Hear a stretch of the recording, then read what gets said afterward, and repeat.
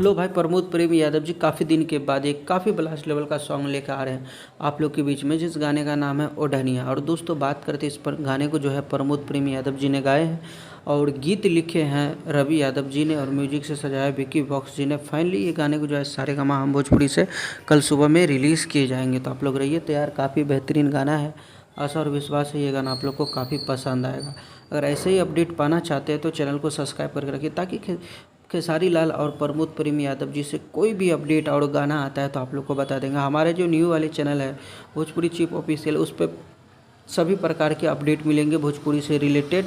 और जो main channel है उस पर जो है खेसारी लाल यादव जी और प्रमोद प्रेम यादव जी का अपडेट शुरू से आ रहा है, मिलते और इस बारे में मिलेगा। तो दोस्तों आप लोग ज़रूर सुनिएगा इस गाने को। गाने में नज़र आ रहा है ट्रेंडिंग स्टार, उनका साथ में खुशी राज जी। तो गाना काफ़ी ज़बरदस्त लेवल का गाना है, ओढ़निया गाने का नाम है। मिलेंगे नेक्स्ट वीडियो में, तब तक के लिए bye, take care, love you all, अपना ख्याल रखिएगा और देखते रहिएगा भोजपुरी चीफ।